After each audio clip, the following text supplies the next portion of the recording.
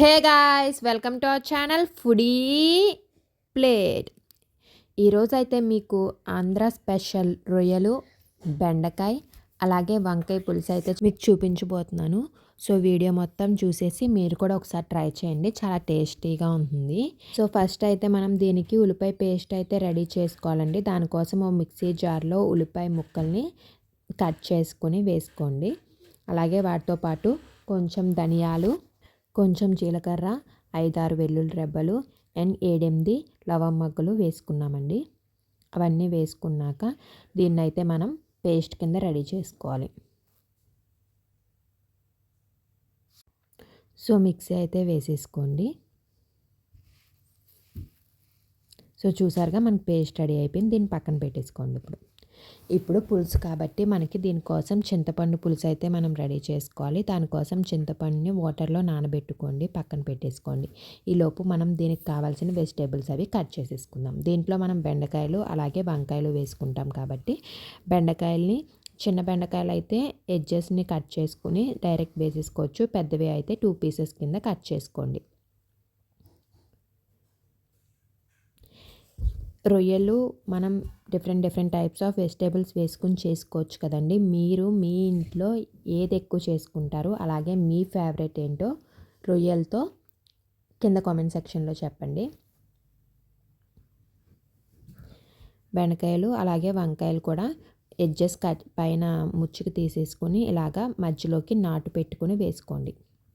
మొత్తం ఇంకా కట్ చేయొద్దండి, జస్ట్ మధ్యలోకి అలా నాటు పెట్టుకుంటే మీకు గ్రేవీ అన్నీ అంతా పీల్చుకొని టేస్ట్ బాగుంటుంది కాబట్టి అలా మధ్యలోకి కట్ చేసుకొని వేసేసుకుందాం. సో వంకాయలు కూడా కట్ చేసేసుకున్నాం కాబట్టి దీంట్లోకి మనం పచ్చిమిరపకాయలు వేసుకుంటాము. ఆ పచ్చిమిరపకాయలను కూడా చీరికల కింద కట్ చేసుకొని పక్కన పెట్టుకోండి. ఇవన్నీ వంకాయలు కట్ చేసుకున్నాక అలా వదిలేకూడదు కదండి, వాటర్లో వేసుకోవాలి, లేకపోతే తొందరగా నల్లబడిపోతాయి. సో దానికోసం మేమైతే గిన్నెలోకి తీసుకుని వాటర్లో వేసుకుని పక్కన పెట్టుకుంటున్నాము. సో ఈ టిప్ అయితే నాకు తెలిసి న్యూలీ మ్యారీడ్ అలాగే వంట రాని వాళ్ళకైతే తెలియదు. సో ఈ టిప్ అయితే మర్చిపోకండి. ఎప్పుడైనా వంకాయలు ఏ కర్రీకి కట్ చేసుకున్నా కన్ఫర్మ్ వాటర్లో వేసుకొని పక్కన పెట్టుకోండి.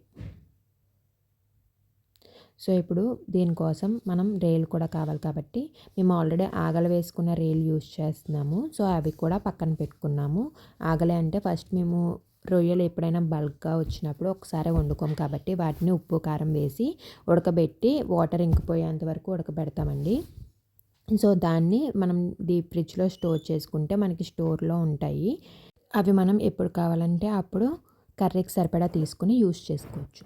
సో ఇప్పుడు మనం ఇది కుక్కర్లో చేసుకుంటామండి. సో దానికోసం స్టవ్ ఆన్ చేసుకుని కుక్కర్ పెట్టేసుకుని ఆయిల్ వేసుకోండి. ఆయిల్ కొంచెం సరిపడే పడుతుంది. ఆయిల్ కొంచెం హీట్ అయ్యాక దాంట్లో కొన్ని కరివేపాకు రెబ్బలు కూడా వేసేసుకోండి.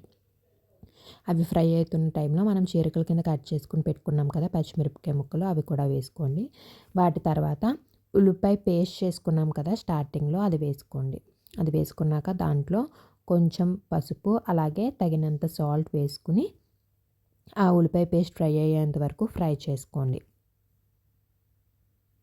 మూత పెట్టుకొని ఫ్రై చేసుకోండి. సో నూనె పైకి తేలుతుంది అంటే అది మనకి ఉల్లిపాయ పేస్ట్ అయితే ఫ్రై అయినట్టండి. ఇది ఇంకో టిప్పు. సో అది ఫ్రై అయ్యాక దాంట్లో కారం వేసుకోండి మీ స్పైస్ లెవెల్స్ బట్టి. పచ్చిమిరపకాయలు కూడా వేసుకున్నాం కాబట్టి మీ స్పైస్ లెవెల్స్ బట్టి కారం వేసుకోండి. తర్వాత ఇంకొకసారి మూత పెట్టి ఇంకో 2 to 3 మినిట్స్ అలా కుక్ చేసుకోండి. సో మొత్తం ఉల్లిపాయ పేస్ట్ అంతా ఫ్రై అయిపోయాక ఇప్పుడు దాంట్లో మనం కట్ చేసి పెట్టుకున్న బెండకాయ ముక్కలు అలాగే వంకాయ ముక్కలు కూడా వేసుకుని ఒకసారి మిక్స్ చేసుకుని తర్వాత ఆగలు వేసుకున్న రొయ్యలు కూడా వేసేసుకోండి. మనం డైరెక్ట్గా ఫ్రీజర్లో రొయ్యలు పెట్టకుండా ఆగలు వేసుకొని పెట్టుకోవడం వల్ల అవి నెక్స్ట్ టైం మనం యూస్ చేసినప్పుడు నీసు వాసన రాకుండా ఉంటాయండి. అలా కాకుండా డైరెక్ట్ రొయ్యలు ఫ్రిడ్జ్లో పెట్టేసుకొని యూస్ చేసుకుంటే మధ్యలో తీసుకుని అవి నీసు వాసన వస్తాయండి, ఎండు వాసన కింద అలాగా ఎక్కువ రోజులు ఉంటే. ఇలా ఆగలు వేసుకొని పెట్టుకుంటే కనుక మీకు అసలు ఫ్రెష్గానే ఉంటాయి, నీసు వాసన అనేది రాదు అసలు. సో మా ఆంధ్ర సైడ్ ఎక్కువ రొయ్యలు అవి దొరుకుతాయి కాబట్టి ఎక్కువగా ఉన్నప్పుడు ఇలాగే చేస్తారండి అందరూ. సో నెక్స్ట్ టైం నుంచి మీరు కూడా ఇది ఫాలో అవ్వండి. ఎప్పుడైనా మీకు ఎక్కువ రొయ్యలు ఉంటే ఒకసారి వండుకోలేము అనుకున్నప్పుడు. సో అన్నీ వేసేసుకున్నాక ఇప్పుడు ఒకసారి బాగా మిక్స్ చేసేసుకుని ఒకసారి మూత పెట్టుకుని ఒక 2 to 3 మినిట్స్ ఫ్రై చేసుకోండి. ఏంటండి మా ఛానల్ని సబ్స్క్రైబ్ చేసుకున్నారా? చేసుకుంటే చాలా చాలా థ్యాంక్ యూ అండి. చేసుకోకపోతే సబ్స్క్రైబ్ చేసుకోండి. అలాగే మీరు వీడియో చూసాక వీడియో నచ్చితే ఒకసారి లైక్ కూడా చేయండి. మీరు వీడియో నచ్చి లైక్ చేస్తే ఆ వీడియో ఇంకా చాలామందికి రీచ్ అవుతుంది అండ్ చాలామంది కూడా ఈ రెసిపీస్ చూడొచ్చు. సో తప్పకుండా లైక్ చేయండి. అలాగే మా ఛానల్ని సబ్స్క్రైబ్ చేసుకోకపోతే సబ్స్క్రైబ్ చేసుకోండి. పక్కన ఉన్న బెల్ ఐకాన్ క్లిక్ చేసి నోటిఫికేషన్స్ ఆల్లో పెట్టుకోండి. సో ఒక 2 to 3 మినిట్స్ కుక్ చేసుకున్నాక మనం చింతపండు నానబెట్టుకున్నాం కదండి, అది రసం తీసేసుకుని వేసేసుకోండి. అండ్ మనకి ఆ చింతపండు గొజ్జు ఎక్కువ ఉండదు కాబట్టి అదొకటి మనకి సరిపోదండి. ఎందుకంటే ఇది పులుసు కాబట్టి లిక్విడ్ కన్సిస్టెన్సీలో ఉంటుంది కాబట్టి ఎక్స్ట్రా వాటర్ కూడా వేసుకోవాలి. సో ఎక్స్ట్రా వాటర్ మీకు ఎంత లిక్విడ్గా కావాలో, ఎంత లిక్విడ్ కన్సిస్టెన్సీలో కావాలో అంత వాటర్ పోసుకోండి. సో అది కూడా వాటర్ కూడా పోసేసుకున్నాక జాగ్రత్తగా ఒకసారి మిక్స్ చేసుకుని అండ్ మీరు ఇప్పుడు అన్నీ సరిపోయాయేమో చెక్ చేసుకోండి. ఉప్పు కారం సరిపోయాయేమో మీకు మీ టేస్ట్ లెవెల్స్ బట్టి. సో చూసుకుని ఏమన్నా తక్కువైతే ఇప్పుడు వేసుకోండి. ఒకసారి వేసుకున్నాక ఒకసారి పైకి కిందకి మొత్తం అన్నీ మొత్తం అంతా మిక్స్ అయ్యేటట్టు మిక్స్ చేసేసుకోండి. ఇప్పుడు దాంట్లో చిన్న సైజ్ బెల్లం ముక్క అయితే వేసుకుంటున్నాము. ఈ బెల్లం వల్ల మనకేమీ తీపి రాదు. ఏమన్నా వగరా అవి వెజిటేబుల్స్ ఉంటే అవి పోతాయండి.